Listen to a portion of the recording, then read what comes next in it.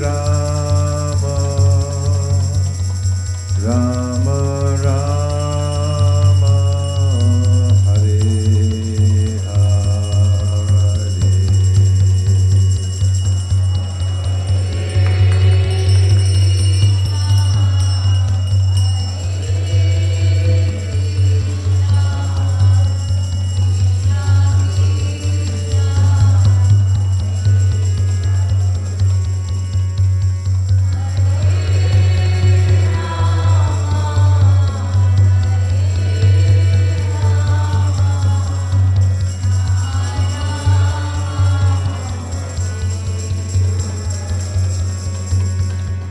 Hare Krishna, Hare Krishna, Krishna Krishna, Hare Hare,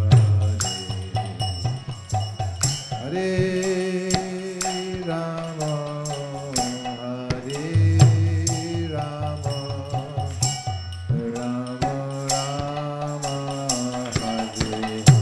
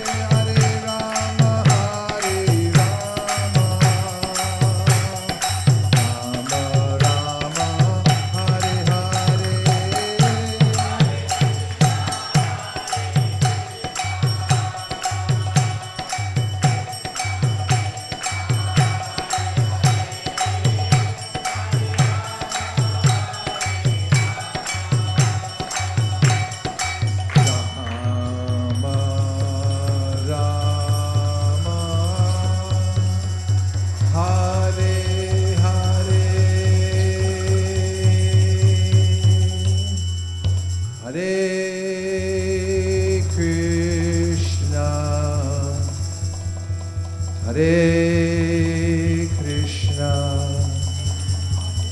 Krishna Krishna, Hare Hare,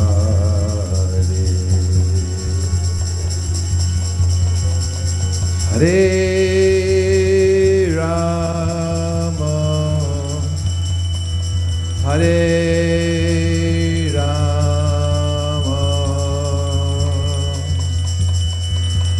Rama Rama,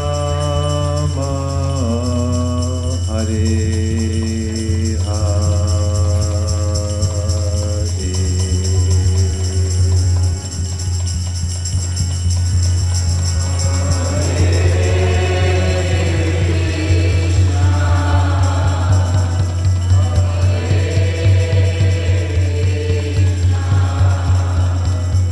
Krishna Krishna,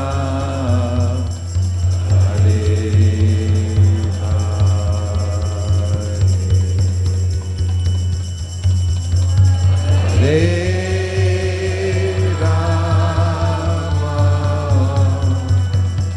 Hare, Hare Rama, Hare Rama,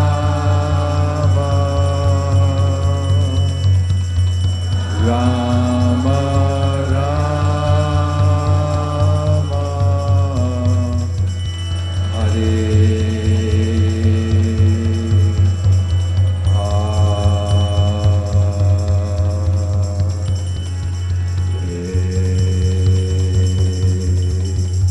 Gaur Premanande, Nitai Gaur Hari Bol, Hari Bol, Hari Bol, Nitai Gaur Hari Bol.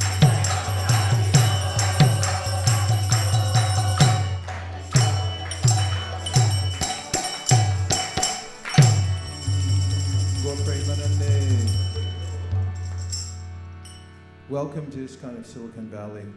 We're so grateful to all of you for coming here to add your spiritual heart to this assembly. It's together that we can make progress in our journey back to home. And I'd like to welcome a few special guests today that have come from long distances away. First, I'd like to mention Atma Shakti Devi, who's lives in Los Angeles. Could you just raise your hand once? That's Atma Shakti. She's my god sister. Please welcome her.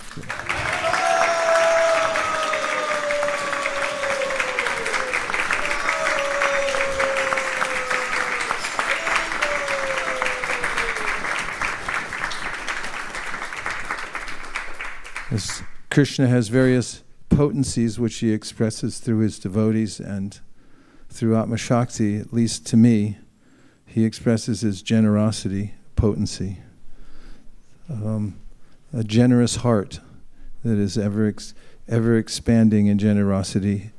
And we thank you very much for all you've done for so many years to help encourage devotees at every step, and especially me. Hare Krishna. We'd like to welcome Kapalatik Devi, who's sitting in the front row right here, who's a stalwart from the early days of the Krishna consciousness movement, and who's been keeping the transcendental vibration going in Santa Cruz for many, many years with her illustrious husband. He's also a great devotee. Thank you very much for coming back.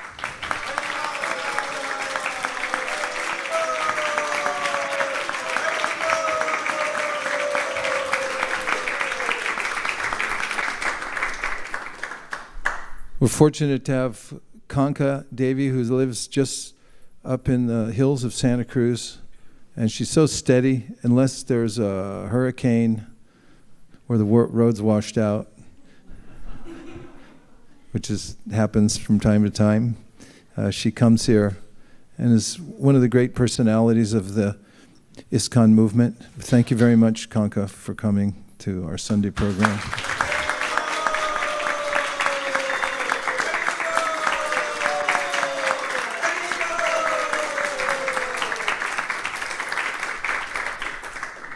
It's not an apparition, but it is Bhaktavatsal Prabhu has come back.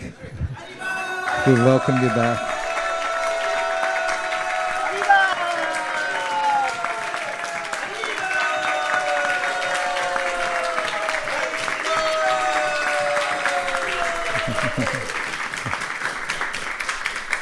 I'd like to welcome Yogini, who's here with her effulgent son, Dhruv, who's sitting up here in the front row. Yogini has been and her mother and son have been in Los Angeles for decades and doing so many services that if the Kuvera's accountant tried to add it all up, she's an accountant also. So I thought I'd just, that it would feel like tax season constantly, trying to count all the services that your whole family does. Thank you very much for being here.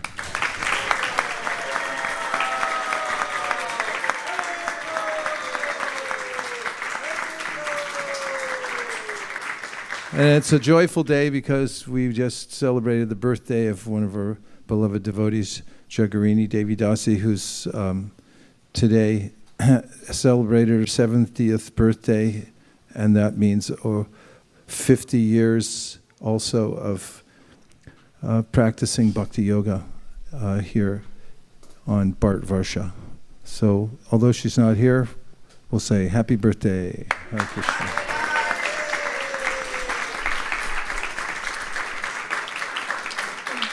And a very warm welcome to everybody who's come here today, ISKCON of Silicon Valley.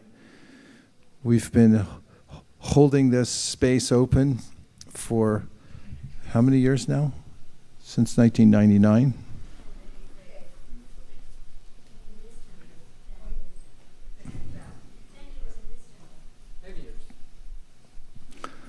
Only in this temple I'm talking about since the beginning. Anyway, who's counting? 24 years, thank you. We have an engineer in the front row.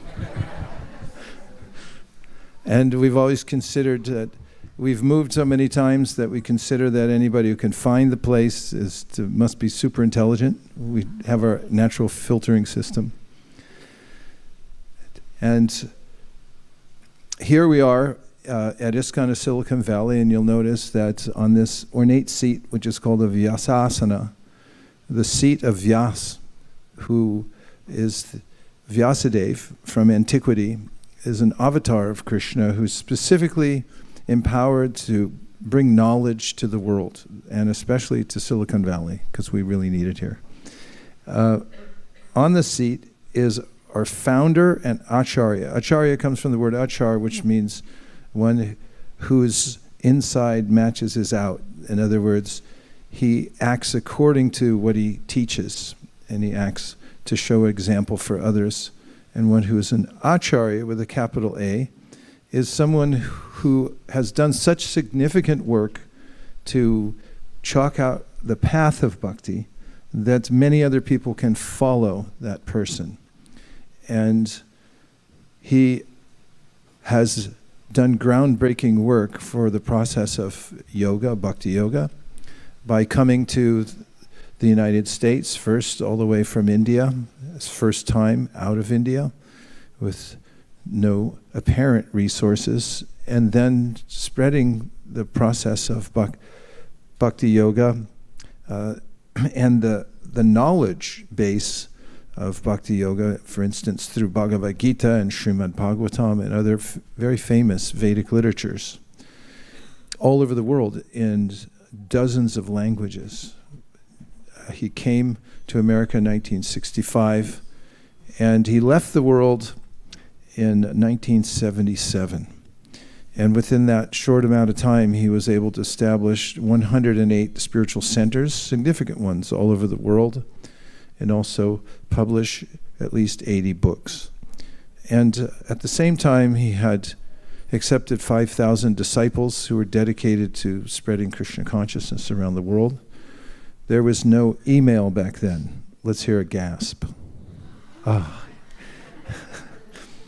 He wrote letters, thousands of them. He communicated with his disciples and others with whom he was engaged in various aspects of spreading the Krishna consciousness movement, for instance, dignitaries and other scholars and people who he was inviting to help spread the Krishna consciousness movement. He did it all by writing letters.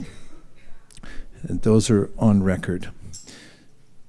And he gave a process, a daily process that anyone can follow, which is simple enough that you can do it from your own home. You don't have to live in an ashrama. Rather, you can transform your home into an ashrama. And by the way, the word ashrama has a couple of meanings. One that we're used to, and that is a place where you can go and practice spiritually. And literally, the word is a combination of two words, and shrama. Shrama means hard work for no good reason. And reverses the meaning of that, which means that your work is meaningful. Everything that you're doing is for your ultimate good. Srila Prabhupada established ashramas so that people could come and live there and find out how to practice spiritual life. And he also taught what Lord Chaitanya Mahaprabhu, the most recent avatar, which means one who comes down to help us, and incarnation of Krishna, who came 500 years ago, that one could start an ashrama in one's own home. In other words, it doesn't matter where you live, you can practice bhakti yoga. In fact, in the mid-70s, ISKCON, which is the name of our organization, International Society for Krishna Consciousness, had opened a new center in Detroit, Michigan. Anyone from Detroit here? Give a shout out from Motor City? No? Okay. If anybody's online, we love you out there in Detroit. So there was an old house. It's more than a house. It was a mansion. It is a mansion. It's still part of ISKCON. It was owned by the Fisher family. And they were wealthy because they're in the car industry. If anybody has ever looked at a carriage of was it GM? General Motors? If you look at the carriage, that means the part that you ride around in, it'll have a little placard on there that says Body by Fisher. And they were the moguls they were moguls in the car industry. They built an amazing palace, and then they couldn't maintain it, so we purchased it for use as an ashrama. It was a magnificent house. And one day, when there was a large assembly listening to Prabhupada, and then he asked if there were any questions, a very humble man sitting in the audience who was a person who lived in a house which was not the norm at that time. In the early days of the Krishna consciousness movement, most people lived inside an ashrama, that is, in the temple itself. We'd all rise together in the morning at about 3:30 and have our first services at 4:30 a.m., and then the rest of the day was service, and then there was another program in the evening. And it was rare that somebody lived outside nowadays, and now it's reversed. Almost everybody lives outside. Only Ramananda Saka lives in the temple.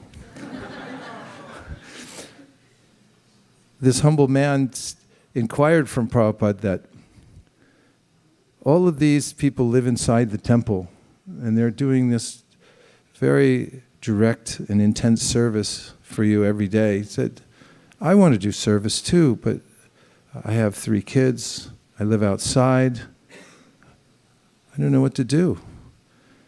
And Prabhupada turned to him and he said, your house is made of brick and stone. The temple is made of brick and stone. The business in the temple is for Krishna. If in your house the business is for Krishna, then no difference. And we can recall, if we read the history of Prabhupada's coming to America, or even before he came to America, that he was also living outside. At the time his spiritual master, Srila Bhaktisiddhanta Saraswati Thakur, had established a movement which spread the teachings of Lord Chaitanya and the Bhakti Yoga practice all over India. It was highly successful. He attracted some of the most brilliant minds of India to come and join his ashrams everywhere in India. And Prabhupada at that time had children, he had a business, and he met with his spiritual master once in a very holy place called Radhakunda. And he was able to talk to him personally, and he said, so many of your disciples, they live with you, they're serving you directly, but I live outside. I have family to maintain. Is this resonating with anybody? Yes. Live outside, you have family maintained, yes. He said, what can I do for you? And his spiritual master said to him that if you ever get money, you print books. And he didn't dissuade him and say, oh, you have to move in the ashram. He only gave him some service. He said, this is service that you can do, is to print books and distribute them.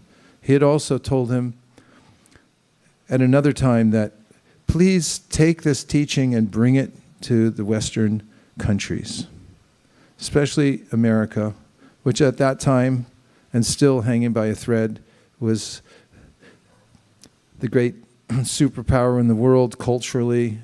At least people were looking to America for so many new ideas and the idea of freedom and so forth. So he wanted it to come to America because people would follow the example of America. And that was a big idea, because how would this culture come from India and then be transplanted in America? It seemed impossible. In fact, many people who had heard Lord Chaitanya Mahaprabhu's prediction that this would spread to every town and village thought he must have meant every town and village in India. Because how would it be possible to go to these places where people have never heard of this and then teach them how to do it, to speak of have them take it up? They might even say, please go home. In fact, when Prabhupada first came to America and had a modicum of success, he marveled at the fact that he had come here and taught people the process of bhakti yoga. And for his students who had made vows, he also told them to live a very clean life. And that included some regulative principles. And he said later on that, I thought that when I came there and told them what was the standard process, that they might say, please go home. But that didn't happen. He came in just on the words of his spiritual master with the idea that if Krishna could help him, that he would be successful. And on the way over here, on where he had received passage on a cargo ship, he was writing his prayers down that, Krishna, please help me to fulfill the order of my spiritual master and of Lord Chaitanya to spread Krishna consciousness all over the world. That's a preface to my talk, and that is that's how we got here. Because he was successful.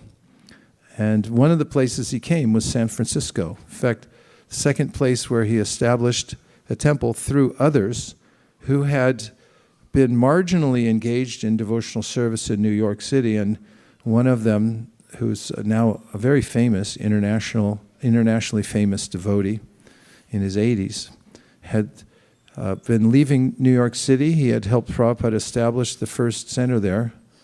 And on his way out, he was planning on leaving that place. He had done what he could and come to he would stop in San Francisco, see some friends, and then go to India. He was a musician, so he would go and study Indian raga. But when he was leaving Prabhupada's room, Prabhupada said, oh, by the way, when you go to San Francisco, please start a temple.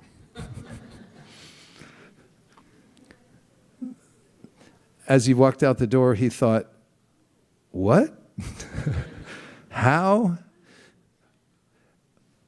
There are many books written about this. One of them is called Miracle on 2nd Avenue, which is where the first temple in ISKCON was started. And then the second one started here. And then it spread to various places around the world by the enthusiasm of those who had heard Prabhupada speak, had started practicing bhakti yoga, and then thought it could happen. It could spread all over the world. And it did, to every continent, except for Antarctica, which we're working on right now. In fact, we have a documentary film about how we recently placed Srimad Bhagavatam sets in Antarctica. There's only a few crazy scientists up there. Sorry if you're listening. But I mean, it's cold. So now we have the greatest of opportunities because we're living in America, all of us together now. Or if you're listening from another country, it's probably okay too. The countries where it's not okay, you probably couldn't listen in anyway. But you have the opportunity to take up a spiritual practice. Some places it's not allowed. It's very restrictive. When I went to Vietnam a few years ago to get the Bhagavad Gita printed in Vietnamese, I went with a small delegation, a few devotees, and when we arrived at the airport, they told us, be very careful. Don't walk around and advertise what you're doing, and don't approach people and try to give them a Bhagavad Gita, because you'll end up in jail. So that happens in many places around the world. So we just happen to be in Silicon Valley, where the opportunity is wide open for us. No one's stopping us. So the teaching of Bhakti Yoga, last week we talked about in relationship to gardening. And I mentioned that the gardening metaphor is ubiquitous. It's in many literatures. There is a book called the Sri Chaitanya Charitamrita, which I highly recommend that you have in your library. And in that, the author recounts the life and teachings of Sri Chaitanya Mahaprabhu, in which Chaitanya Mahaprabhu compares himself to a gardener. And then he says that I need help. I need other gardeners to come and help grow this garden so it will be available to people all over the world. Let people enjoy the fruits, he said, of this kind of garden. And as you may remember from last week, we discussed how a seed becomes planted in the heart of someone who gets association with a person who's already established in the practice of bhakti yoga. And when we hear from such a person, then that spark of enthusiasm we feel that, well, maybe I could do this, maybe I should do this, and maybe I can do that. When that awakens, this is the awakening of the bhakti seed, which turns into a creeper. You know what a creeper is? Yes. They're pretty crafty, those little creepers, aren't they? You ever grow jasmine in your yard? It puts runners out. It goes to the neighbor's yard. It goes to your front yard. If it's in the back, and it climbs up poles. You say, where'd you come from? You have to trace it all the way back. They can climb a large tree and envelop the whole tree and grow to the top. Creepers are very ambitious. They're smart too. And they go for the light. So Chaitanya Mahaprabhu gave this metaphor that when we receive the seed in our heart, we can water it. And we talked last week about how there's a watering process. And in this metaphor, the watering means what's called shravanam and kirtanam. So these are special words in the bhakti yoga practice. Everyone say shravanam. And say kirtanam. This means you can hear about Krishna and you can hear transcendental sound vibration, which means especially the chanting of the Hare Krishna Maha Mantra, which we did in the beginning and we'll do again. And Kirtana means to speak what you've heard. So if you hear Hare Krishna today, it's likely that when you're driving home, you'll be tapping on the steering wheel and saying, Hare Krishna, Hare Krishna. I often hear Ramananda Saka Prabhu when we introduce a new tune. You can hear him walking around the halls of the temple singing the new tune to himself as he blissfully does his services. And I remember the first time that I walked into a temple, which is on Valencia Street in the Mission District in San Francisco. And my mother had dropped me off there to try out the Sunday program. And when I was on my way home, I was, Hare Krishna. So when you hear, then it goes into your heart and it resonates, it reverberates. And that's the power of hearing transcendental sound. It has its own potency. And when we hear the transcendental sound and then we repeat it ourselves, these are acts of bhakti yoga. They're acts of devotion to the Supreme. Because you can listen to a lot of things. You could tune into a cricket match, or you could listen to a class on the Srimad Bhagavatam. And do you suppose there'd be a different result in your consciousness? Yes. Is there a difference? Yes. Okay. And once you water the seed, what's a possible outcome when you water a seed? Have you ever tried this? Anybody? You taken a seed somewhere? Ever try watering it? Yeah? What happened? Huh? It germinate. What does it look like? What did it look like to you? They take a microphone. There's a lot of gardeners out here. Let's hear what it looked like when it germinated. We're not even sure what that means. That's very technical. Where's the mics? Pass them out. Gardeners? Akarnath Prabhu was about to say something.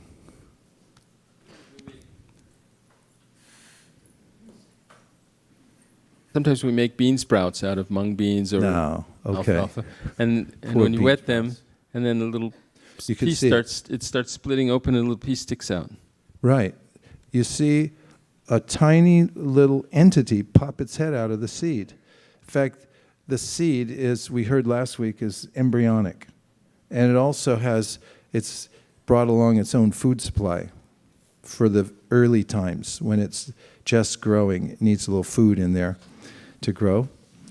It pops out, and a typical sprout, what does a typical sprout look like? Can you describe it? Yes. You got to use the mic, otherwise you don't get full credit. It has like a tiny little thing coming out of a... Tiny little thing. Be more descriptive. Imagine you're writing a paper for school. Like a creeper. Okay, it's like a creeper. What does the creeper look like? What is the characteristic of most creepers?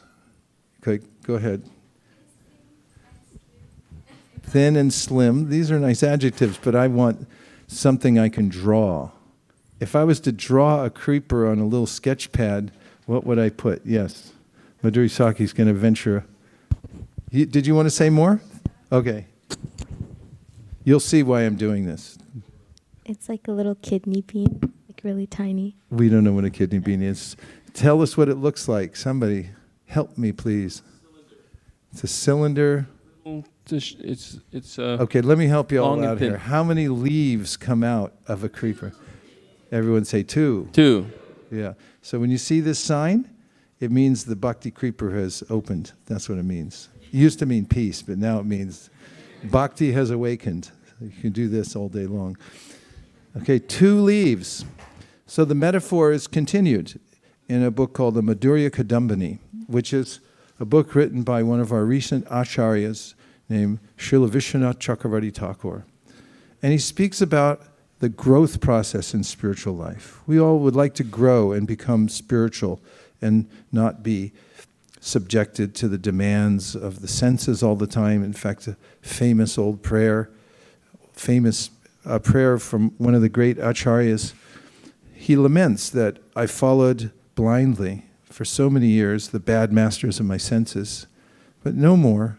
Now I've awakened. My intelligence is is clear that I should follow the path of spiritual life. And he said, now I'm going to serve Krishna deliberately. No more serving the senses. So Srila Vishwanath Chakravarti Thakur talks about the progressive path of devotional service, and he does it in terms of the growth of this creeper. Now, the first manifestation of the creeper are 2 leaves. These 2 leaves come out of the seed first. At first, they're very tiny, like you said, very thin, but then as they get a little plump, you can see that they have characteristics that you can see with your eyes. So the inside of the leaf is very smooth and shiny, and the outside of the leaf of the tiny creeper is a little bit rough, and it's a little more, what do you call when a paint is not shiny? Matte. It's matte. Matte color. If you shone a light on it, then you would see that the bottom side is a little shiny and the top side is matte. And the bottom side is smooth and the top side is a little bit rough. So Vishwanath Chakravarti Thakur says the underside of this seed is the treasured side, and it represents bhakti that comes from natural enthusiasm that springs from the heart. You just are attracted and you want to perform it, and you have this sense that I have to do this. It's almost like greed, like you have to have something, you can't stop thinking about it, and you just want to have it all the time. And sometimes we get snagged on things in this world and we go after them with that type of mood. Isn't it? Or is it just me? So only Srivas Pandit and me. It's our natural tendency to want something. It's the living condition. It's the condition of consciousness that we want. What do we want mostly? We want to love and be loved. And this natural sense of spontaneous love for God is the shiny underside of the plant. Underside because it's very confidential. And then the top side of these 2 little leaves that come out of the seed is called Vaidhi, or the sense that one develops that I should follow an authority. And the authority that one becomes attracted to following are what are called the Shastras. Everyone say Shastra. Now I'll just say a little bit about the word Shastra. There's 2 ways that you can say it. It changes the word completely or very significantly. So now say Shastra. So Shastra means a weapon. For instance, if you meet somebody who tells you you have to walk over here and not over there, and you keep walking over here instead, then they pick up a weapon and they say, move over, and they might hit you with it. This is Shastra. And the idea is that if we're not able to follow natural laws, or even man-made laws, then we may be reprimanded and we may be forced to by the Shastra. Does that make sense? Don't drive on the left-hand side on your way home. Otherwise, you'll experience Shastra. Shastra, on the other hand, is the wisdom literatures, the scriptures that have been passed down painstakingly like a mango taken from the top of a tree and then passed down hand to hand by a relay system till it comes to the very bottom where one can then enjoy the fruit of the mango. And that these literatures have been passed down by self-realized personalities, and it originally comes from Krishna. The Bhagavad Gita, how long ago was that spoken? About 5,000 years ago, give or take, at Kurukshetra, right? And so that was spoken directly by Krishna.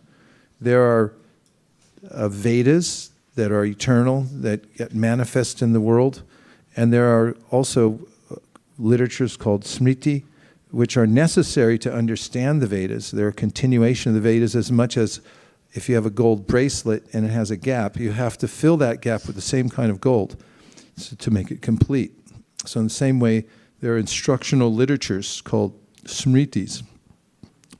For instance, the Srimad Bhagavatam, which explain the very meaning of all of the Vedas. The Vedas are compared to a tree, and the tree has different parts. If you taste the bark, it's going to be a little different flavor than if you taste the fruit, don't you think?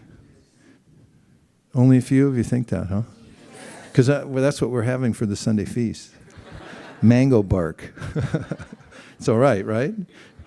No? Okay. So one who begins to hear from these literatures, especially for those who are practicing bhakti yoga, those who hear the Srimad Bhagavatam, they're getting what is called the fruit of the Vedic tree of knowledge. It's described as nigama. Nigama means gama means to go, and ni means in. So you're going inwardly. Now you've decided to turn yourself around, and instead of going outwardly to try to find all the fruits of this world, which tend to go bad, some of them more quickly than others, but every experience we've had in this world, correct me if I'm wrong, has ended up with whatever fruit we've achieved has diminished over time. Of course, you might have a 401k that expanded quite rapidly. You're thinking, no, I was pretty smart, but it'll transfer over somewhere else at some point. Maybe to ISV. That'd be a good idea. Now, I was just thinking of that. So,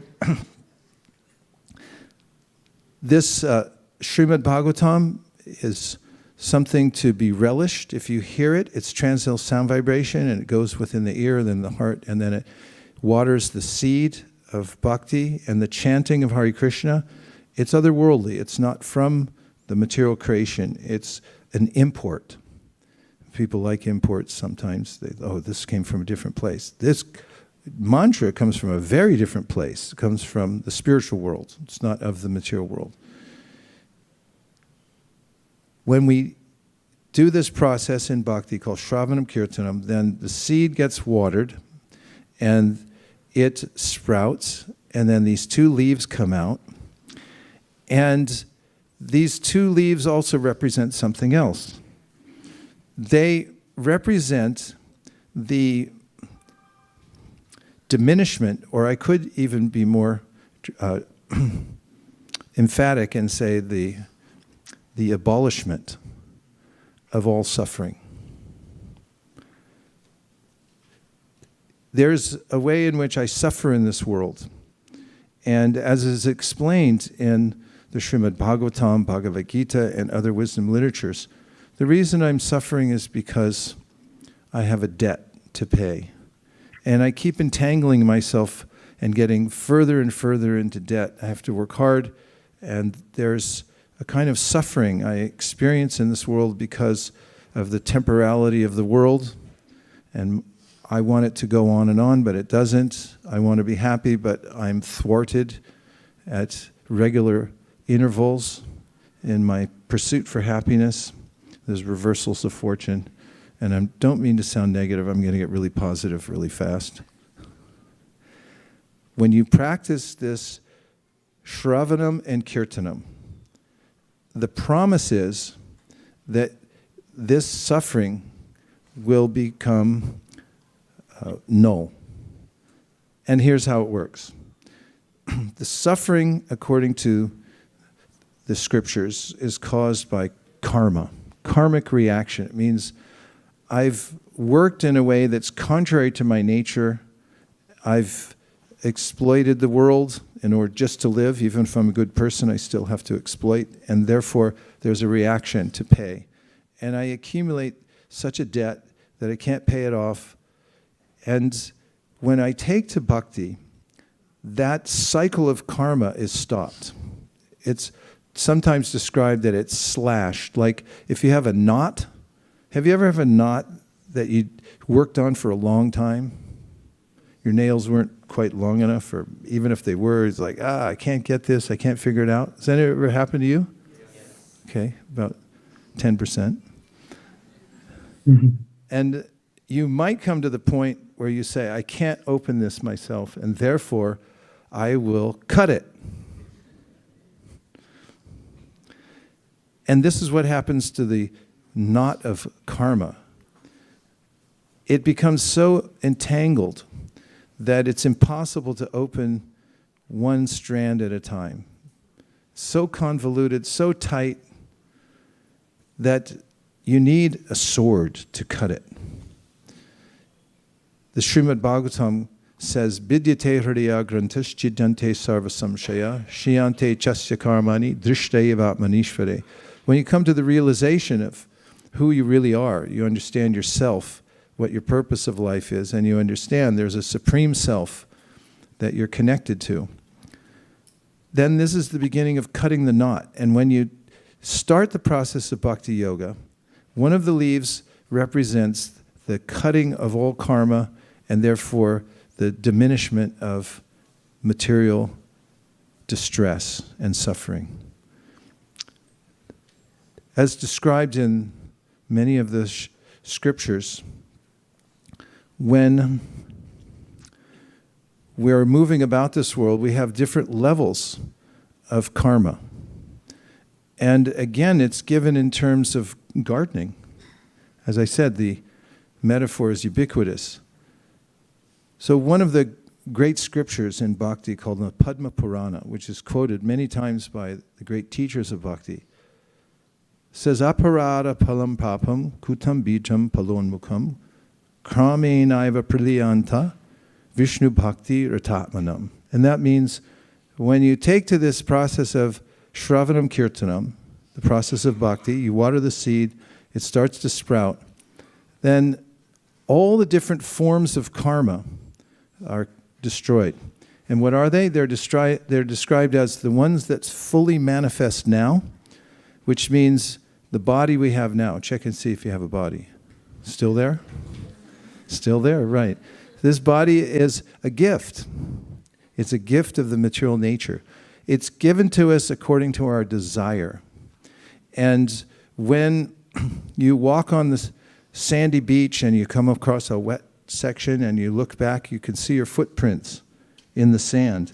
And if you were to put a little plaster of Paris in each one of those footprints, all you need is two, and let it dry, you'll have a perfect impression of your foot.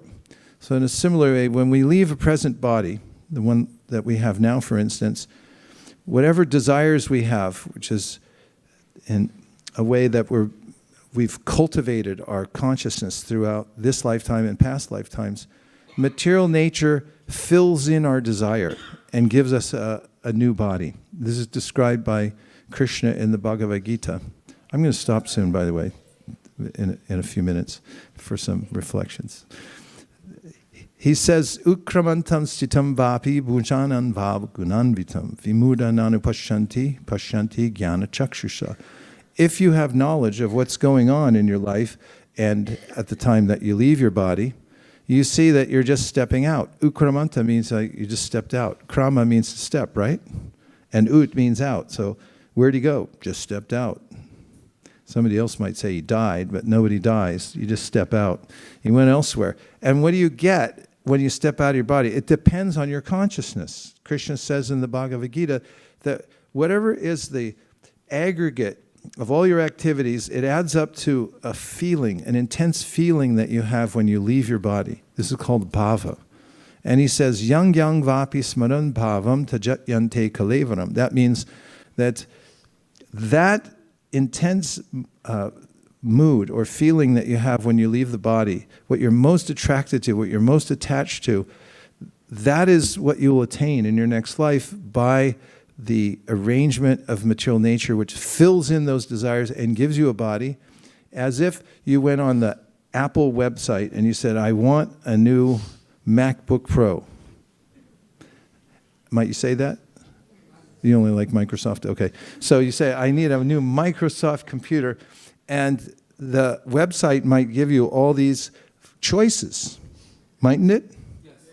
Yeah. So you might choose this amount of, tell me the choices. Storage, RAM. See, I know stuff. CPU. Give me some more letters so I sound smart. that you have the choice of this, that, then you want the insurance, so all this stuff. Screen size, do you want the pixels to be clear, or do you want to look at a foggy screen? Whatever it is, you get to choose. You're the one buying it, and then the computer comes to you. So in the Bhagavad Gita, Krishna says, Shrocham chakshu sparshanam cha rasanam granam eva cha adishtayam manaschayam vishayan upasevate. That the material nature gives you a particular eye, ear, nose, sense of touch. It's all custom ordered by us. We're ordering it.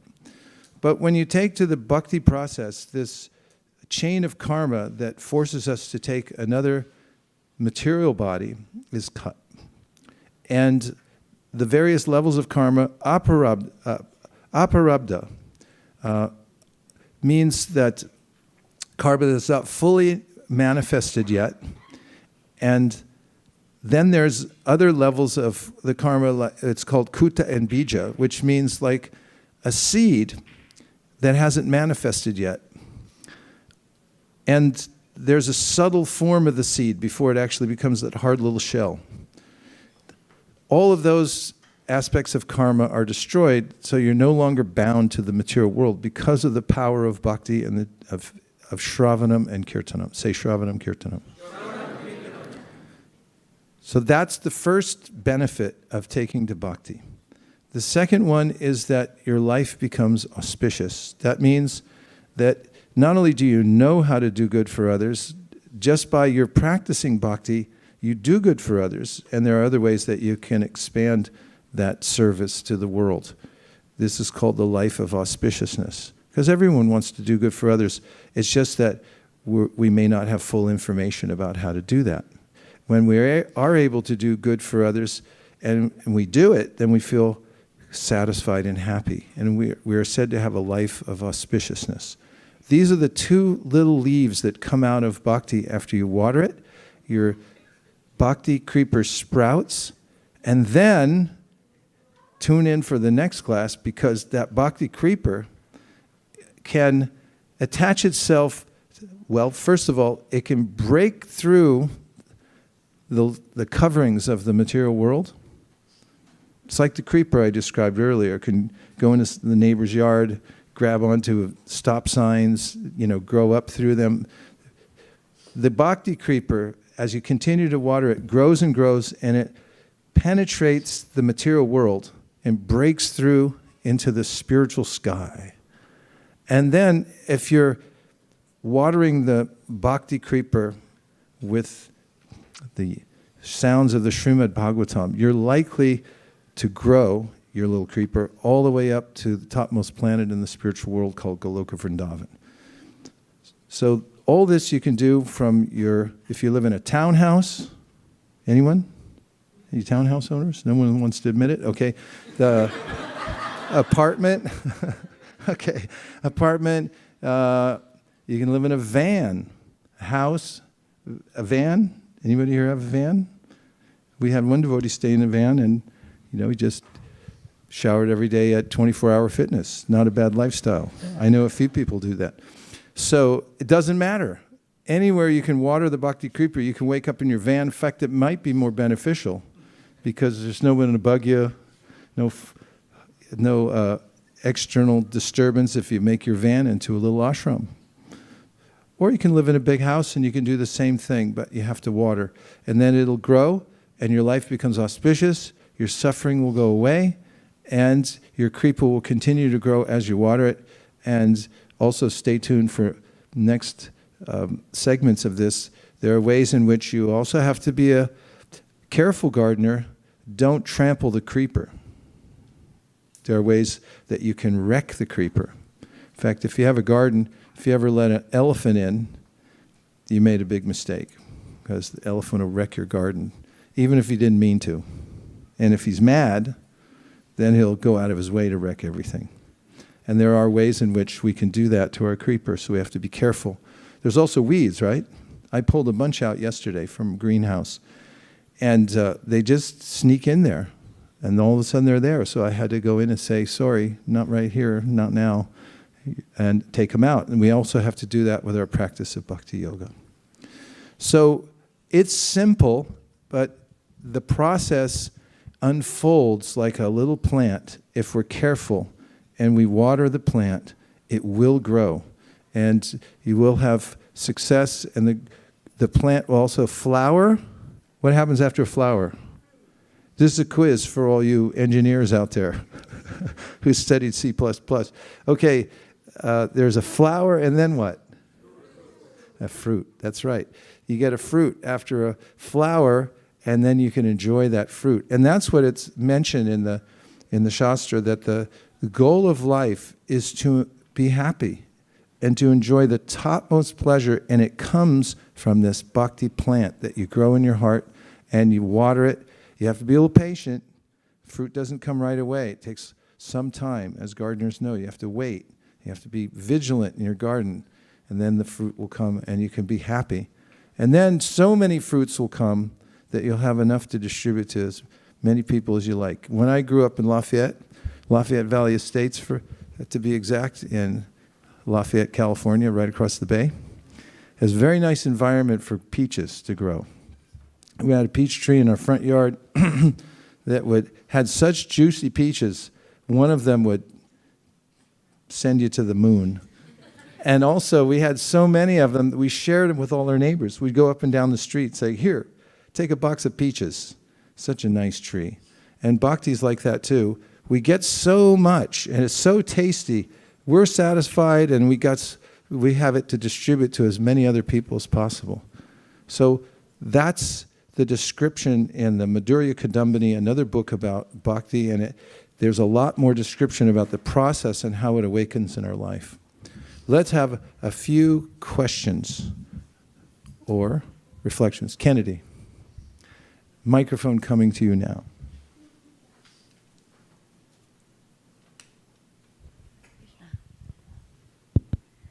Hare Krishna, everyone.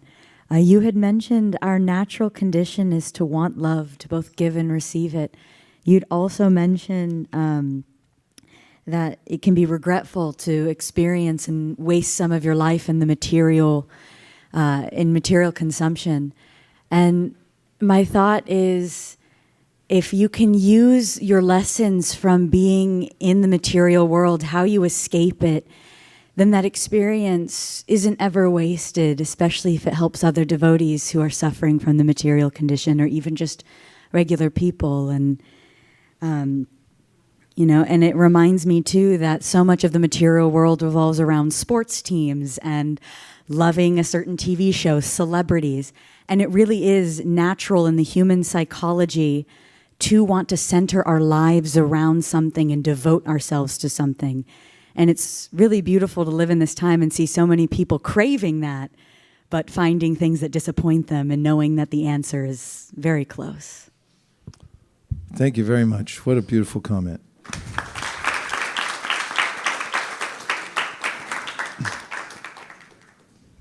There were such exchanges at Naimisharanya where the Srimad Bhagavatam was spoken. When somebody from the audience would say something wonderful, everyone would appreciate. One way that you can do it, it's called sadhuvada. You want to learn sadhuvada? You say sadhu, sadhu. Everyone says sadhu, sadhu. Sadhu, sadhu, sadhu. So you can do that too. Sadhu, sadhu, sadhu. Now, some people say, don't clap, it's not Vedic. But I read in the Krishna book that when Krishna and Balaram entered the arena for wrestling Chandura and Mushtika, there was the audience there, when they saw Krishna and they appreciated him, they were clapping. And Prabhupada mentions there that this is one of the ways that they express themselves. So I suppose you could use that as evidence if you need to at any time. Okay, Bali?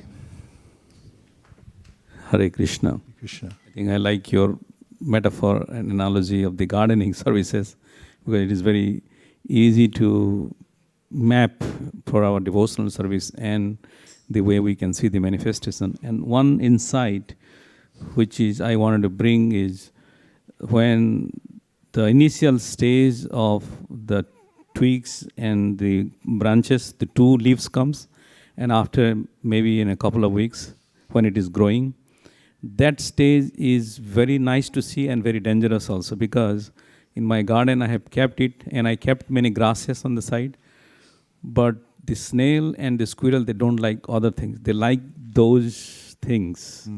They wanted to attack those things, irrespective of my cucumber or eggplant or tomatoes. They will try to grab because the leaves are very tasty for them. Other things, even though there are a lot of grasses around, they don't care. They care the most precious for them. So similarly, the comparison is for us.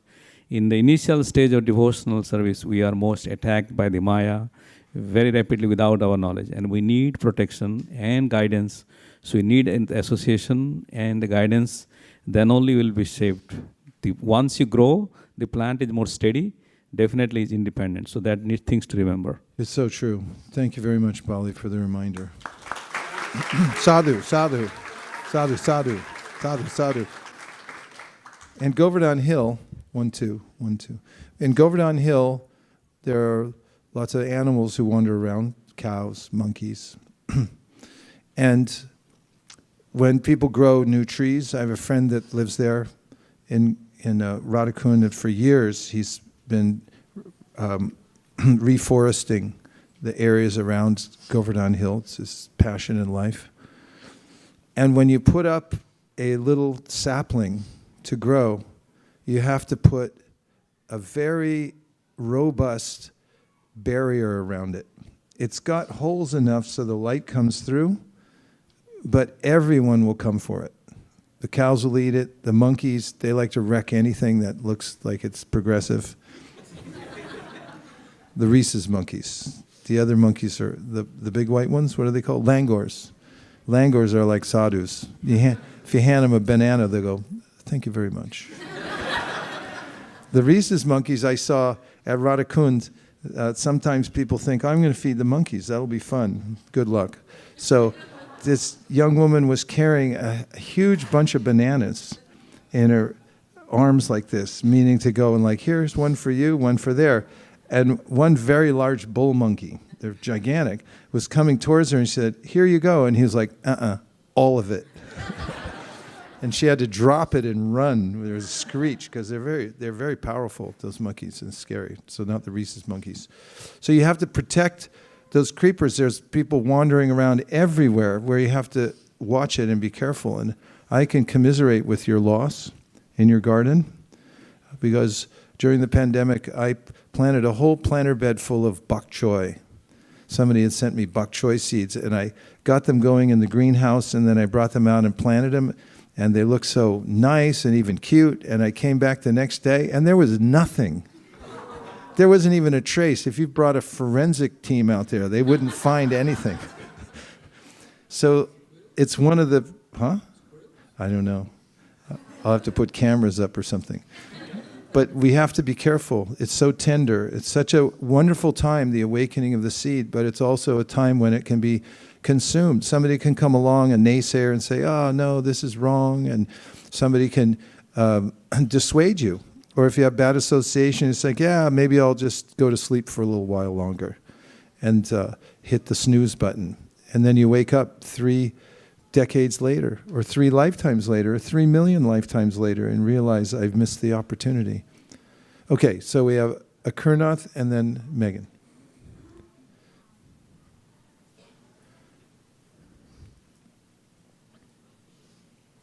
So this is kind of a weird question. I'm not sure how to phrase it, but when we hear about things like, and many things in our literature is so subtle, you know, and when we hear about this devotional creeper and watering it, and then it grows and it breaks through the covering of the universe, on the one hand, we're familiar with the concept of metaphor, and like you're describing something symbolically that's, you know, but there's something real about it too, to me, that it's not just a metaphor. It's not simply, I mean, there really is like a covering of the universe that a creeper really goes through. Or that's the way I feel anyway. Can you say something about that? It's true. We do progress just like a plant, and there are growth stages, and the bhakti creeper, when protected and grow, and when it grows strong, it can touch the spiritual world. We can do that also. Even while we're here, we can have dual citizenship. Anybody here have that? You didn't get it, and you're cool to try to get it. Her grandparents were Irish. Oh. You got a visa. She wants a visa for the spiritual world. I think she already has one. Just trying to be humble. But double? Yeah.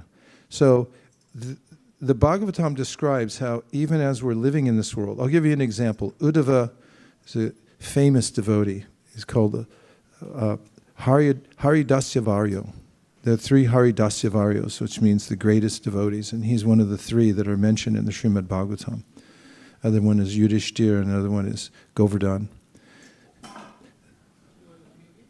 Govardhan, Yudhishthira, and Uddhava. So Uddhava is such a close associate of Krishna. He heard his last instructions, and then he met Vidura. Vidura, also a great devotee, and he had approached Uddhava just by divine arrangement. They met, and Vidura asked him to become his guru. He said, please teach me.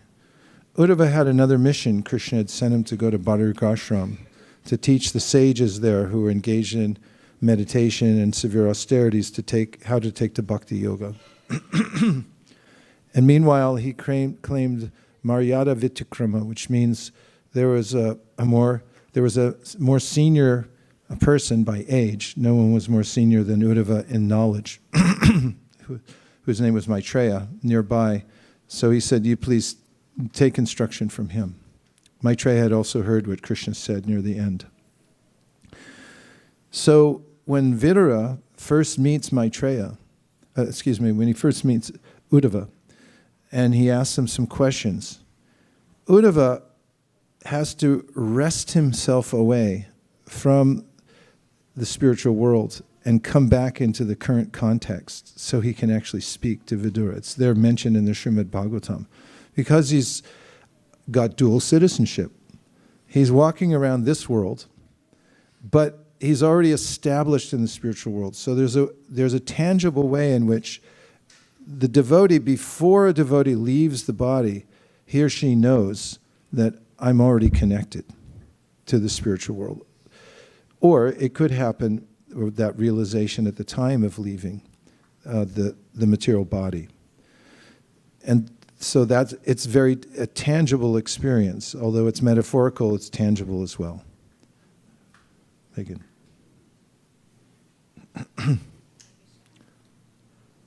Tech support. Green mic. Okay. Thank you. Hare Krishna. I have a very simple question, I think. I find first thing in the morning, it's very easy to plug into sadhana and water the creeper. But then, complete morning practice, go to work, plug into what might be a really demanding job, requires a lot of attention, a lot of time on Zoom. And then at the end of the day, kind of fried. Do you have any suggestions on how to plug back in again? Because I feel like at the end of the day, a really demanding day in particular, sometimes it's hard or it's easy to neglect the creeper. I'd love your suggestions. Yeah.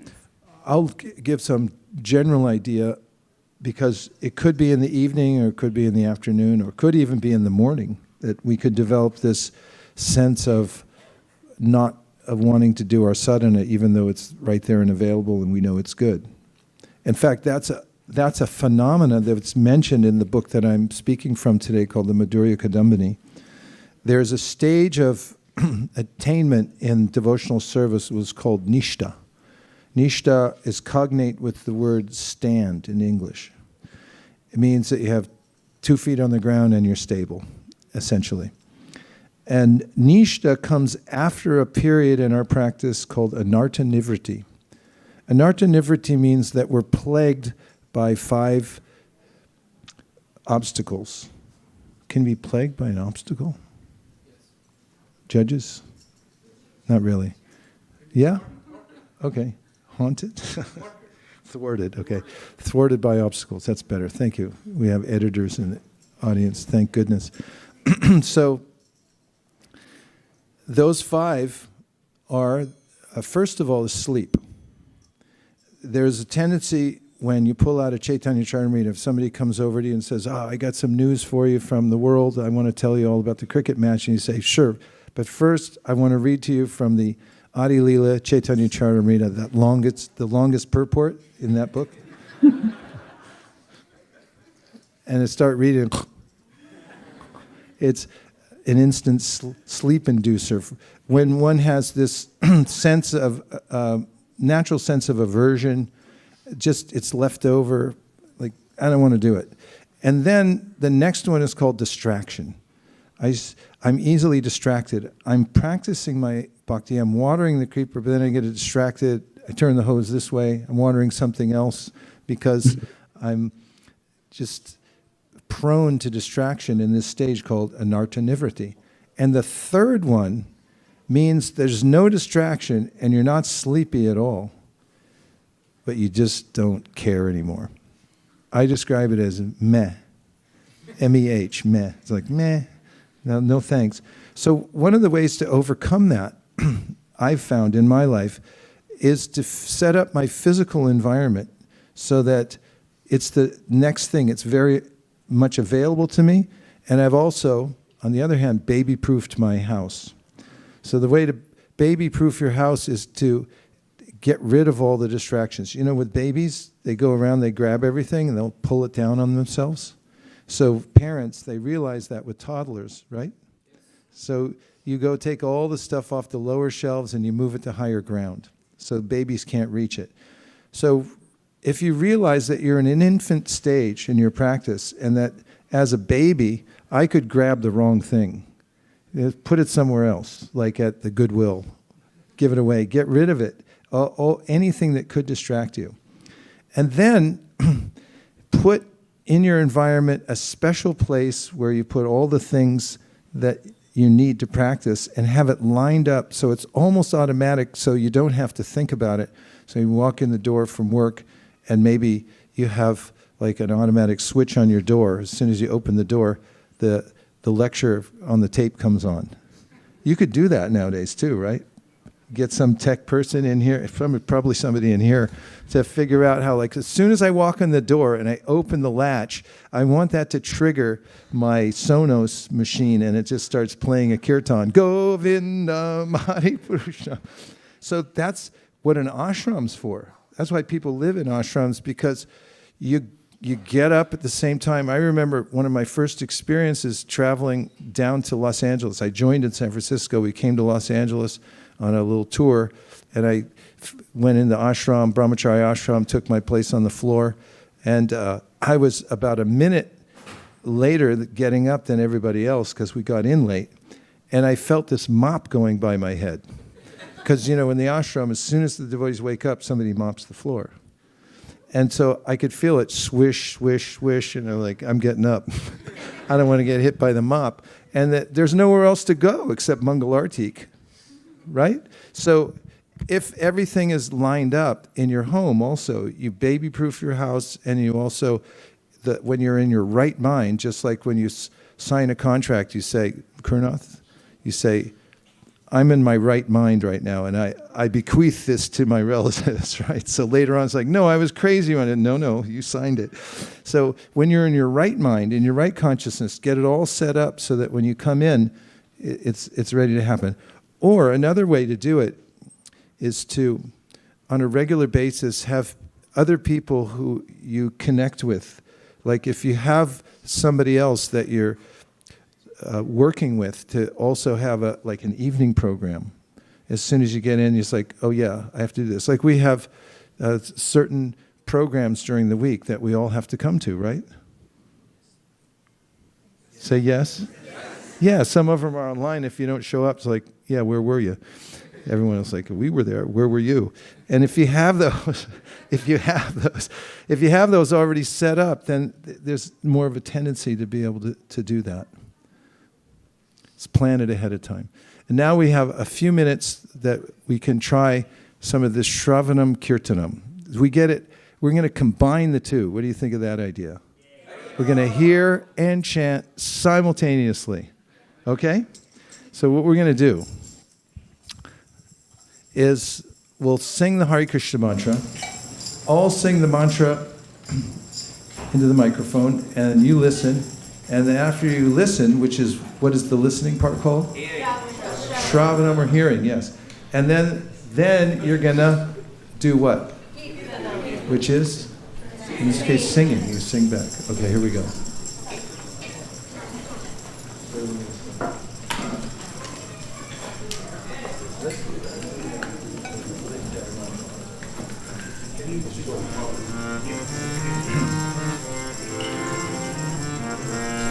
You want a fun tune? Yes. It may be too much fun. No. You don't like to have fun, right? No, we like fun. Okay, only 3 people want fun. Everybody else go wait in the parking lot. Hare Krishna, Hare Krishna, Krishna Krishna, Hare Hare, Hare Rama, Hare Rama, Rama Rama, Hare Hare. Everybody now. Nice. You sound great, by the way.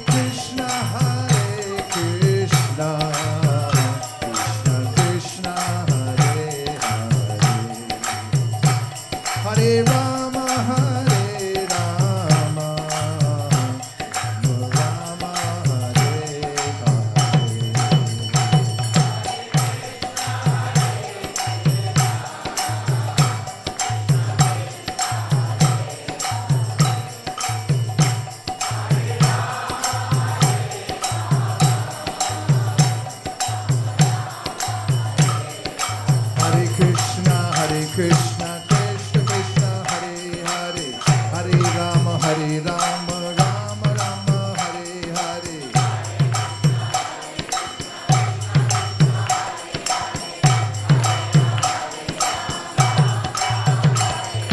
Hare Krishna, Krishna Krishna, Hare Hare. Hare Rama, Rama Rama, Hare Hare.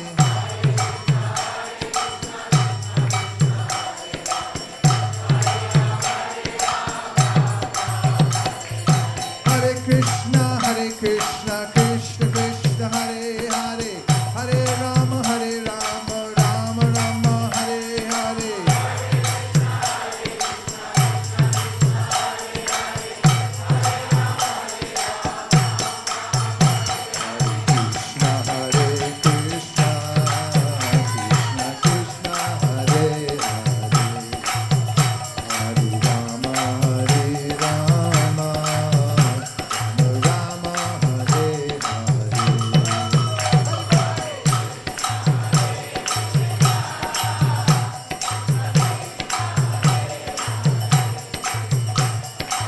Hare Hare. Hare Rama, Rama Rama, Hare Hare Krishna, Krishna Krishna, Hare Hare. Hare Rama, Rama Rama, Hare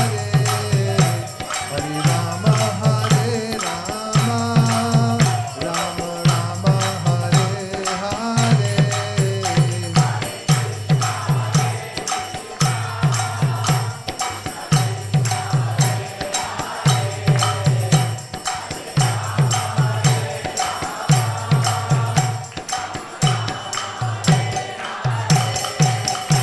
Hare Krishna, Krishna Krishna, Hare Hare. Hare Rama, Rama Rama, Hare Hare. Everybody now, come on.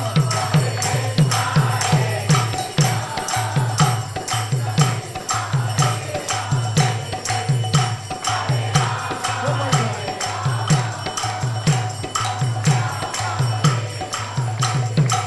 Hare Krishna, Krishna Krishna, Hare Hare. Hare Rama, Rama Rama, Hare Hare. Hare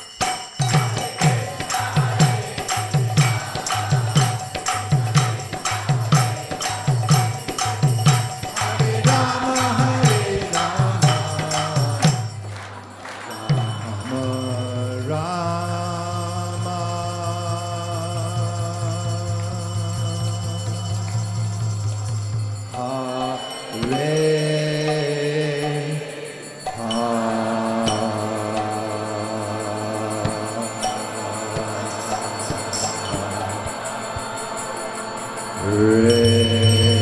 Gaura Premanande Nitai Gaura Hari Bo, Hari Bo, Hari Bo, Nitai Gaura Hari Bo.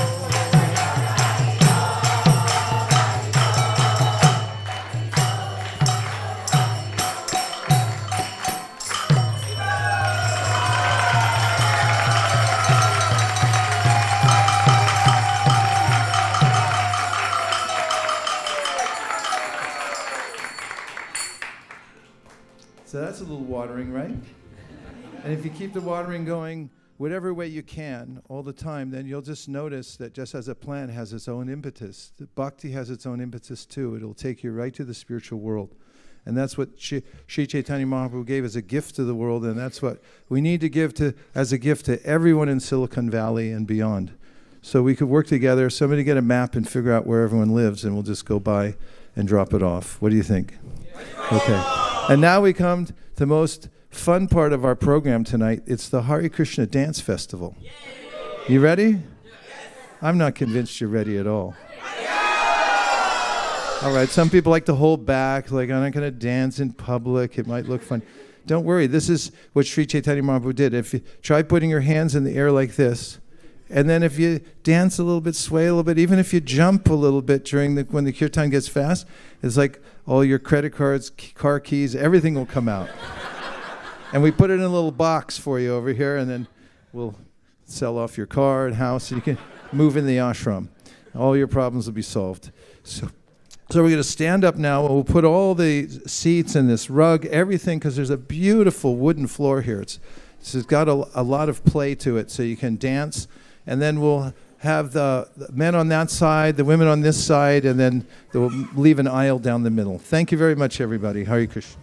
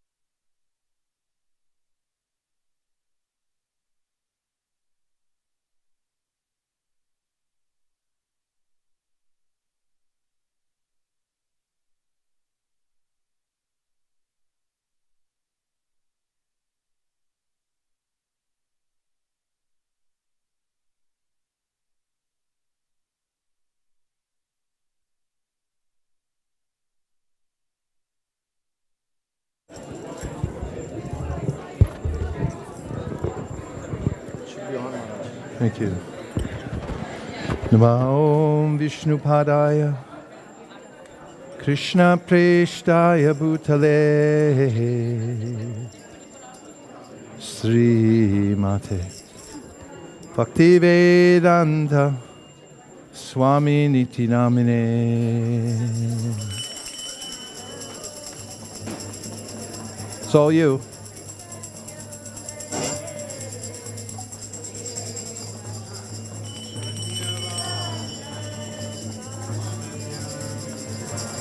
Namaste Saraswate Deve Gauravani Pracharine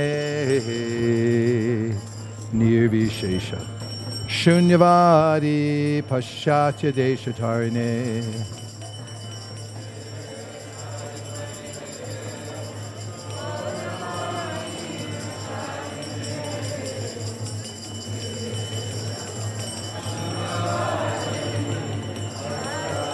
Hare Krishna. Jai Shri Krishna Chaitanya Prabhu Nityananda Shri Advaita Gadadhara Shivasadi Gaura Bhaktivinoda.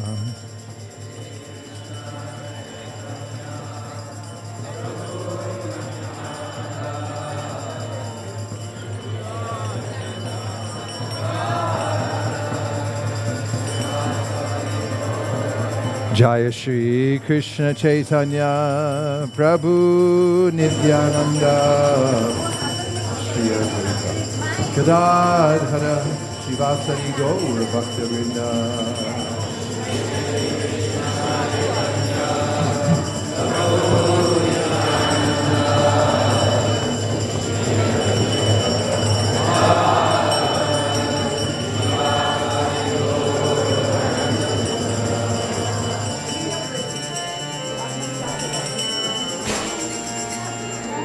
Hare Krishna, Hare Krishna, Krishna Krishna, Hare Hare, Hare Rama, Hare Rama, Rama Rama, Hare Hare.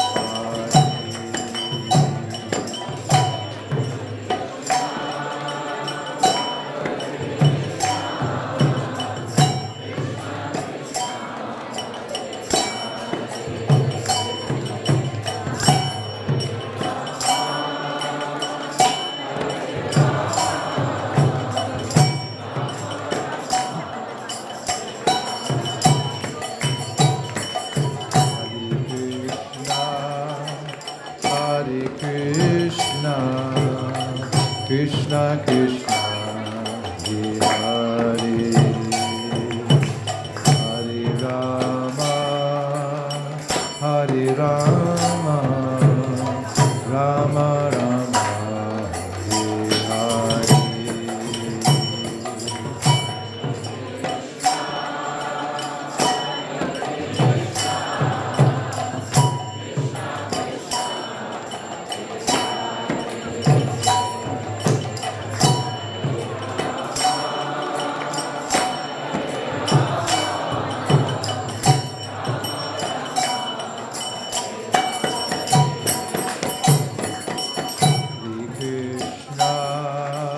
Hare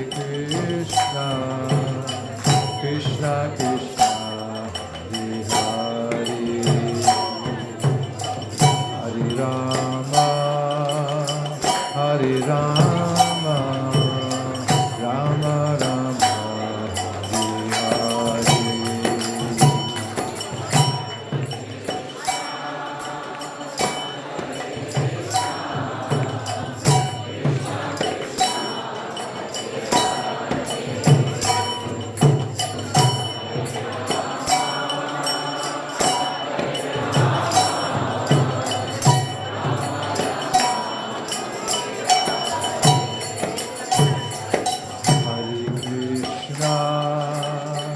Hare Krishna, Krishna Krishna, Hare Hare, Hare Rama, Hare Rama, Rama Rama, Hare Hare.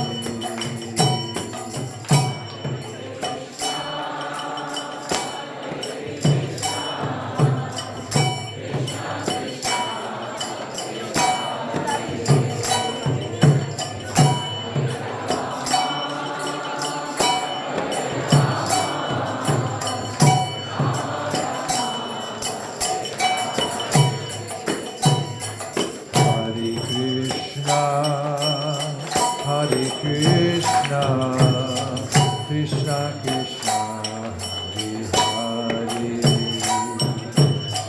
Hare Rama, Hare Rama, Rama Rama,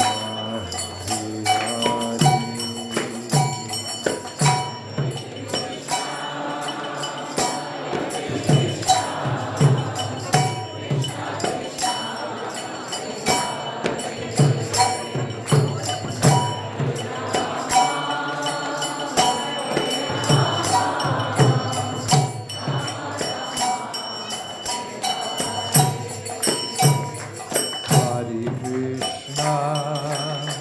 Hare Krishna, Krishna Krishna, Hare Hare, Hare Rama, Hare Rama, Rama Rama, Hare Hare.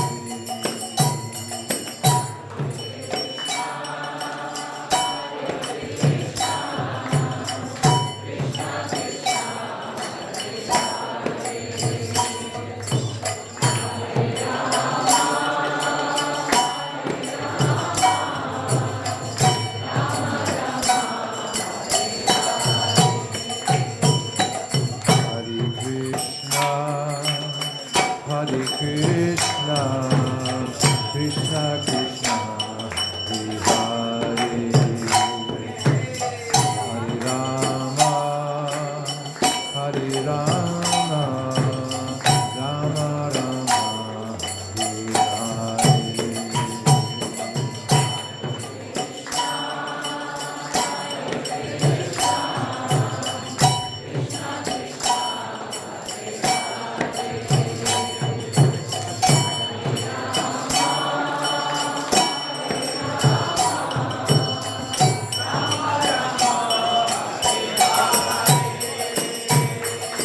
Hare Krishna, Hare Krishna, Krishna Krishna, Hare Hare,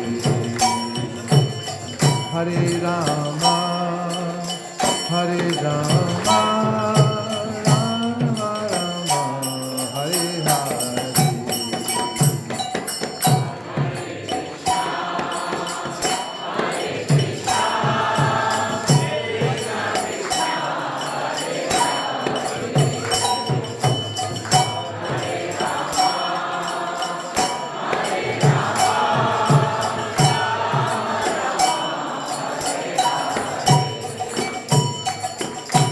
Hare Krishna, Hare Krishna, Krishna Krishna, Hare Hare,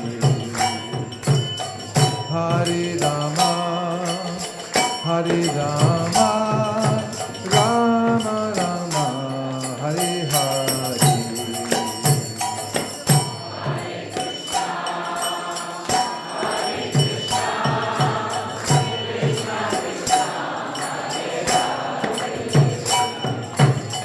Hare Rama, Hare Rama,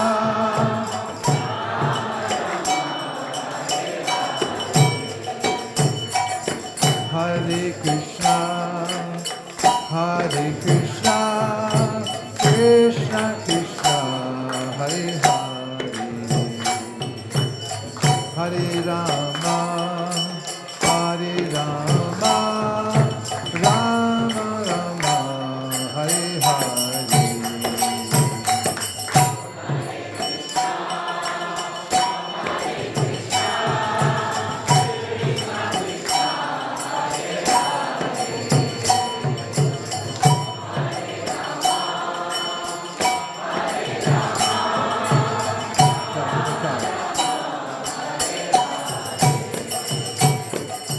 Hare Krishna, Hare Krishna, Krishna Krishna, Hare Hare, Hare Rama, Hare Rama, Rama Rama, Hare Hare, Hare Krishna.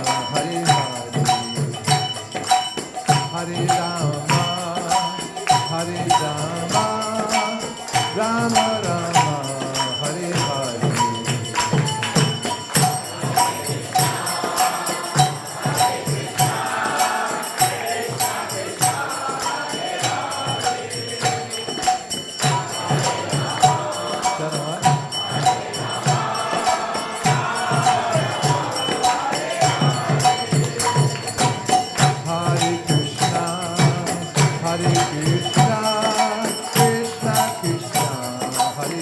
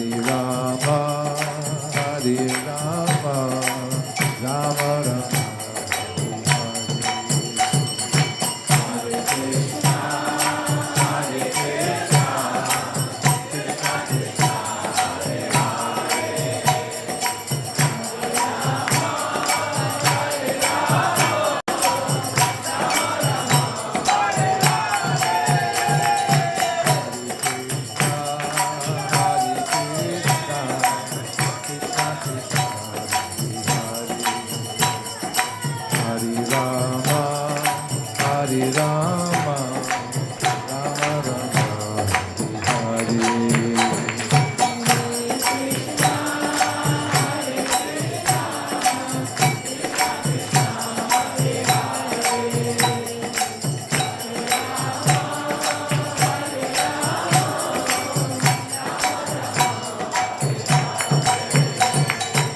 Hare Krishna, Krishna Krishna, Hare Hare, Hare Rama,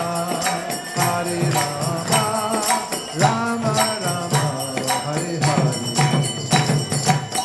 Hare Krishna, Hare Krishna, Krishna Krishna, Hare Hare, Hare Rama,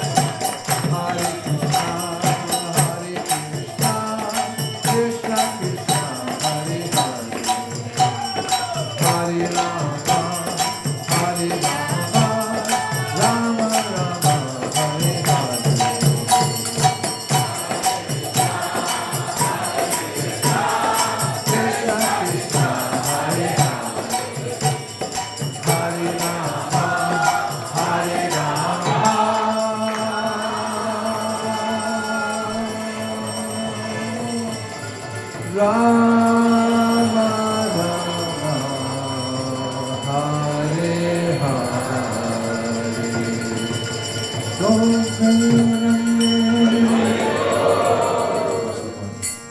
Jayom Vishnubhad Paramahamsa Parivrajacharya Shtotarashatashishiman Abhay Charanara Vinda Bhaktivedanta Swami Maharaj Srila Prabhupada Ki Jai. Jayam Vishnupad Paramahamsa Privrajagacharjashto Tarastri Shimad Shilavakti Siddhanta Saraswati Gosai Maharaj Ki Jai Ananta Koti Vaishnavini Ki Jai Nama Acharya Srila Haridas Thakur Ki Jai Prem Zagaho Shri Krishna Chaitanya Prabhu Nityananda Sri Advaita Gadadhara Shivasari Gaura Bhakta Vrindi Ki Jai Sri Sri Radha Krishna Gokupina Shamakund Radhakund Giri Govardhan Ki Jai Sri Vrindavan Dham Ki Jai Sri Mayapur Navadip Dham Ki Jai Sri Jagannath Puri Dham Ki Jai Tulsi Devi Bhakti Devi Ki Jai Jamuna Devi Ganga Devi Ki Jai Samveta Bhakta Vrinda Ki Jai. All glories to the assembled devotees. All glories to the assembled devotees. All glories to the assembled devotees. Gaur Premanande Hari Hari Bo.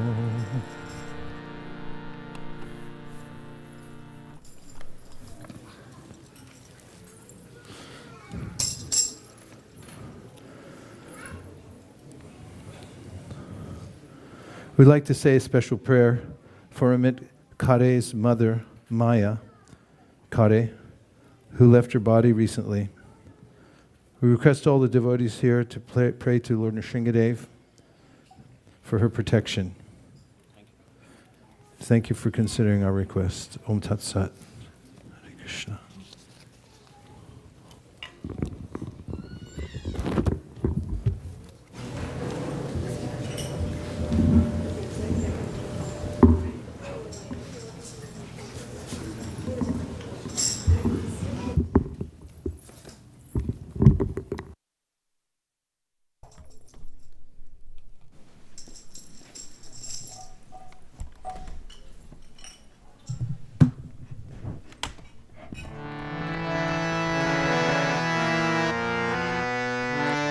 Namaste Narasimhaya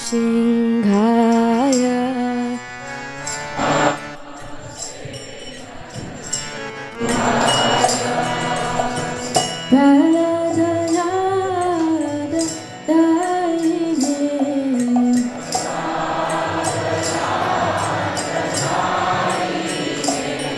Hiranyakashi Puraksha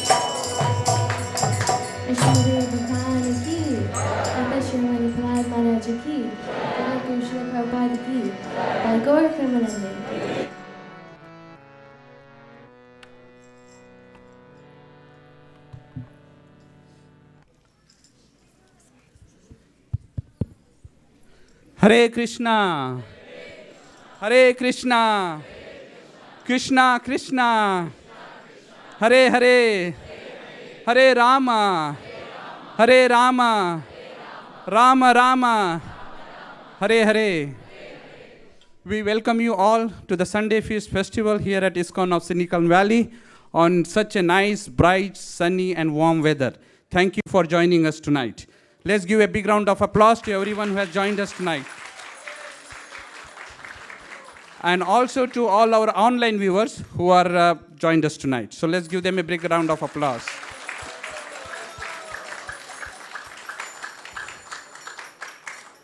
We are also very grateful for the presence of all the Srila Prabhupada disciples here. So let's thank them for joining us tonight as well. So give them a big round of applause. Hari Bol.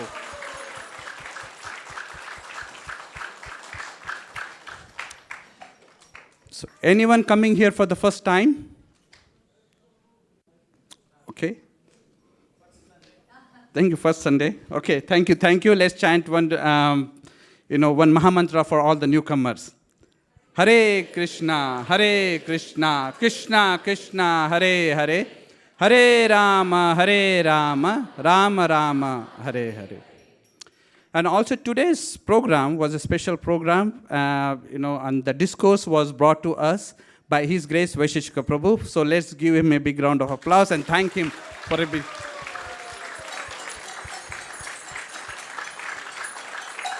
And also leading an ecstatic arti. Let's thank him as well. Okay, thank you.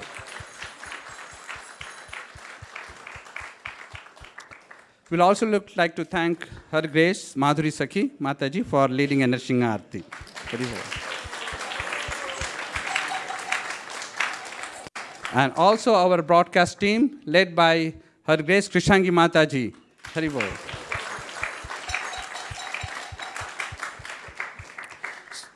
So we have 4 sponsors for tonight. We'll call them one by one and thank them for their wonderful sponsorship for the Sunday Feast. The first is Ashish Kaushik and Neera Vashisht Mataji, and their family are sponsoring on the occasion of Ashish Prabhu's mother's 2nd disappearance anniversary. So Ashish Prabhu, please come here. Thank you.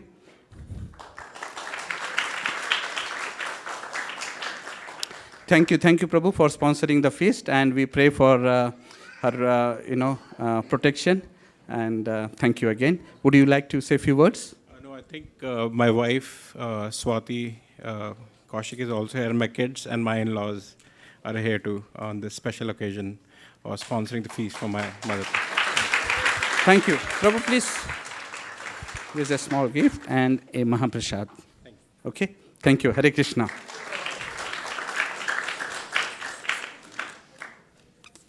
Our next sponsor is His Grace Narada Muni Prabhu and Her Grace Prema Bhakti Mataji are sponsoring in the honor of their Siksha Gurus. Are they here? Narada Muni Prabhu? Oh, I see. So please come here, Mataji. Please.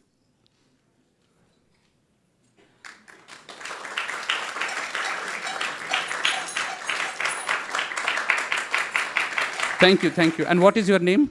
Jagruti. Jagruti Mataji, thank you for sponsoring. It's a nice occasion to sponsor, and especially in the honor of your Shiksha Gurus. Thank you. Would you like to say a few words? Hare Krishna devotees.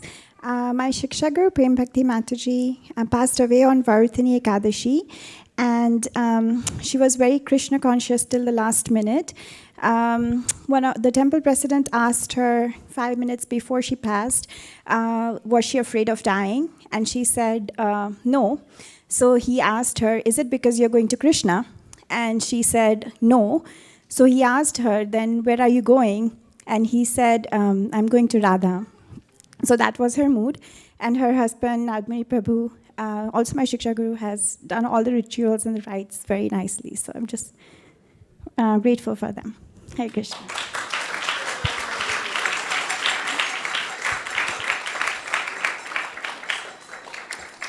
And the next sponsor is Amit Khare Prabhu.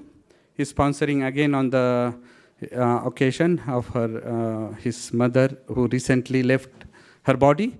So he's sponsoring on her honor. So thank you, Prabhuji. And I know that your father also recently left. It's a very tough time on the family. But we pray for the Lordship to give you the strength and protect your father and mother as well. Thank you. Hare Krishna. Would you like to say a few words? Yeah, my mother was definitely Krishna conscious. She loved reading the Bhagavad Gita and chanting, and I'm just grateful for all of you here for thinking about her and praying for her today. I'm here with my family, my daughters Anjalika and Priyanka and Preeti, and again, thank you everyone for thinking about her and praying for her today. Thanks.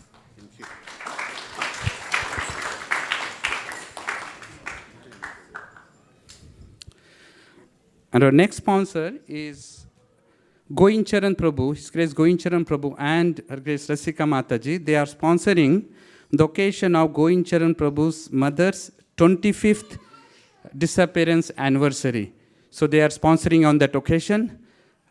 We thank them. I don't see them here, and obviously we know why they are not here, because they are they are the organizers of the Sadhu Sangha retreat, which is happening next week. So they must be busy. So let's thank them in their absentia for sponsoring tonight's feast.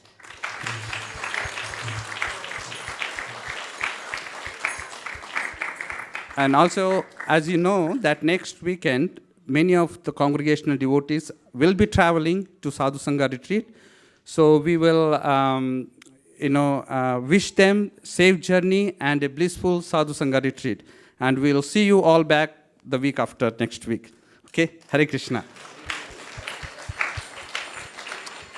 And today we had a special occasion. We celebrated 70th birthday of Her Grace Jagrini Mataji, and her 50th, more than 5 decades of service in ISKCON, and her dedication of her life to Srila Prabhupada for more than 5 decades. So let's thank her for all the services, and we would like to invite, she has something to share with us. So let's thank her.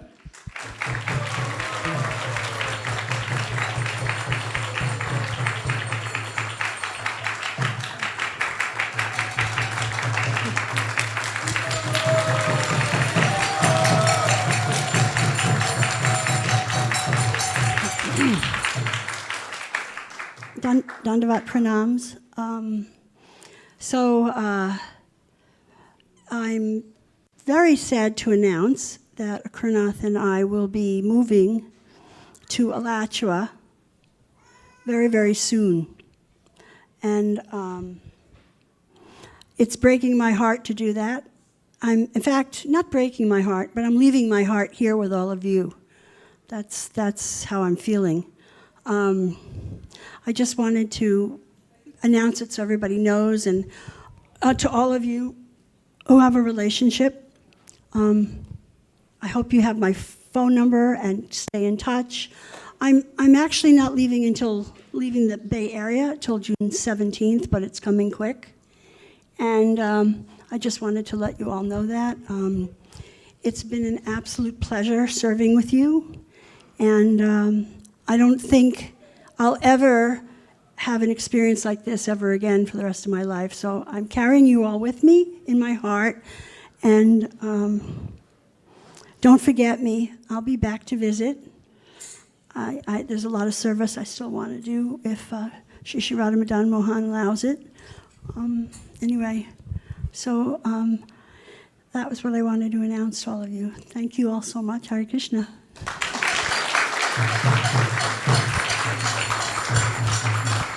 Thank you, Mataji. Who came to the Harinam on Friday?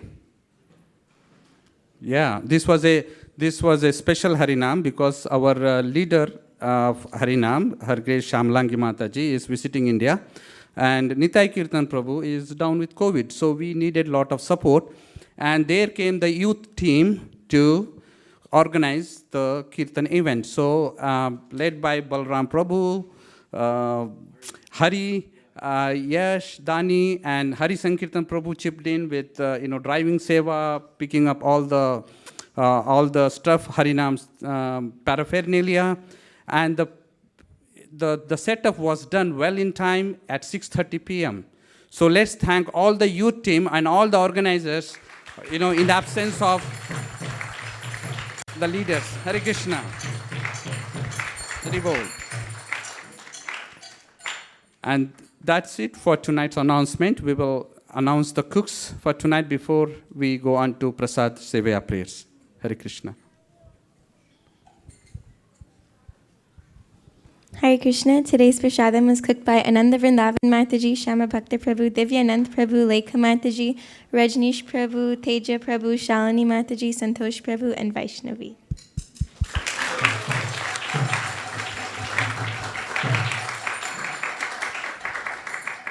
Now we'll go on to Prasad Sevaya prayers.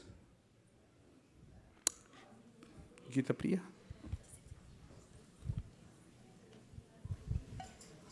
Not working? Okay. Oh, I see. Sharira Vidyaja Jorindiya Kahiga Jivakile Vishaya Sagore Karmade Jivayati Lobo Sudumati Takijita Kotina Samsare Krishna Borodoyamo Gori Bari Jivaja Swaprasad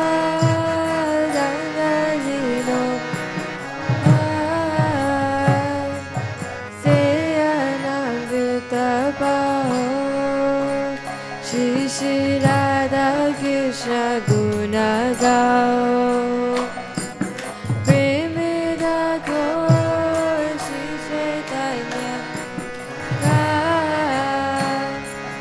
Premida Gaur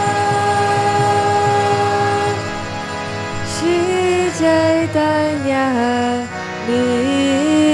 Nitai Mahaprasade Govinde Namo Brahmane Vaishnave Sattva Punyavatam Rajan Vishvasona Vajayate Prasade Sarva Dukhanam Aniraso Vajayate Prasana Cheta Soyashu Buddhipaya Vatishyate Tvayopa Budga Shatkanda Vasulankara Chachita Utisha Bojino Dasas Davamayam Jayamani Bhagavad Shri Mahaprasadam Ki. Please come take prasadam. Haribo.